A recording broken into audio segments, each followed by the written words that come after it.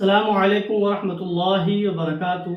ज़रात मोहतरम, आज की इस वीडियो के अंदर हम गुफ्तगू करेंगे कि आपने देखा होगा बहुत से लोग उंगलियों को चटकाते रहते हैं और उसको कई तरीके से बोला जाता है। कोई कहता है कि उंगलियों को तोड़ना, कोई कहता है उंगलियों को फोड़ना, कोई कहता है उंगलियों को चटकाना। बहरहाल जिस भी ज़बान में जैसा भी बोला जाता हो, माना सबका एक ही है, उंगलियों को चटकाना। तो ये उंगलियों को चटकाना कैसा है? क्या उंगलियों को चटकाने से नहुसत आती है? क्या अगर घर के अंदर उंगलियों को चटका दिया जाए तो घर के अंदर नहुसत आ जाती है? या दुकान के अंदर चटका लिया जाए तो ग्राहक नहीं आते? या फिर अगर उनको चटकाया वैसे ही जाए, या हराम है या गुनाह है? इंशाअल्लाह अज़्ज़वजल इस वीडियो के अंदर हम इसी को समझेंगे। तो हज़रात मोहतरम, अगर कोई शख्स उंगलियों को चटकाता है तो दो जगह पर चटकाएगा, या तो वो नमाज के अंदर चटकाएगा या नमाज के बाहर चटकाएगा। अगर कोई शख्स नमाज के अंदर अपनी उंगलियों को चटकाए, अब किसी तरीके से भी वो चटकाए, तो याद रखना मेरे आका सल्लल्लाहु ताला अलैहि वसल्लम ने इरशाद फरमाया है कि अपनी उंगलियों को तुम नमाज के अंदर ना चटकाओ। नमाज के अंदर चटकाने से मेरे आका सल्लल्लाहु अलैहि वसल्लम ने साफ इनकार फरमाया है कि तुम्हें नमाज के अंदर अपनी उंगलियों को नहीं चटकाना है। तो अगर कोई शख्स नमाज के अंदर उंगलियों को चटका रहा है तो उलमा फरमाते हैं कि अगर किसी ने नमाज के अंदर अपनी उंगलियों को चटकाया तो उसकी नमाज मकरूह तहरीमी हो गई। मतलब यह है कि अब उसको इस नमाज को दोहराना पड़ेगा।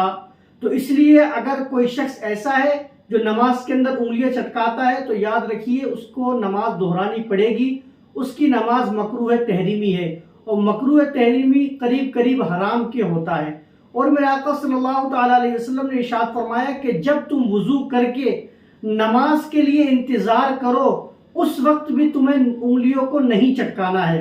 उस वक्त भी उलमा फरमाते हैं कि ये मकरूह तहरीमी है। अगर कोई शख्स वुजू करके नमाज के इंतजार कर रहा हो, फॉर एग्जाम्पल इंसान मस्जिद में आया, वुजू किया, वुजू करने के बाद 2-4 मिनट बचे थे, इंतजार किया उसने इमाम के आने का, जमात खड़े होने का, लेकिन उसी दरमियान में वो उंगलियों को चटकाने लगा, तो उलमा फरमाते हैं कि यह भी मकरूह तहरीमी है, उसको ऐसा नहीं करना चाहिए, गुनाहगार होगा। अब दूसरी बात यह है कि इंसान नमाज के अलावा चटकाए, ना नमाज का इंतजार कर रहा है और ना नमाज पढ़ रहा है, नमाज के अलावा अगर कोई चटकाए, उलमा फरमाते हैं कि यह मकरूह तंजीही है।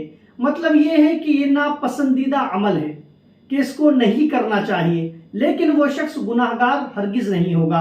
अगर कोई ये सोचे कि जनाब वाला कोई नमाज के अलावा के अंदर अपनी उंगलियों को चटका रहा है तो वो गुनाहगार होगा, तो ऐसा हरगिज नहीं है। और अगर ऐसा मसला है कि किसी को थकान महसूस हो रही है, मान के चलिए कि कोई शख्स है लिख रहा था काफी देर से, तो उसकी उंगलियां दर्द करने लगी, उसने अपनी उंगलियों को आराम देने के लिए अगर उंगलियों को चटकाया, उंगलियों को तोड़ा, तो जनाब वाला इसके ऊपर कुछ भी नहीं है, मकरूह तंजीही भी नहीं है।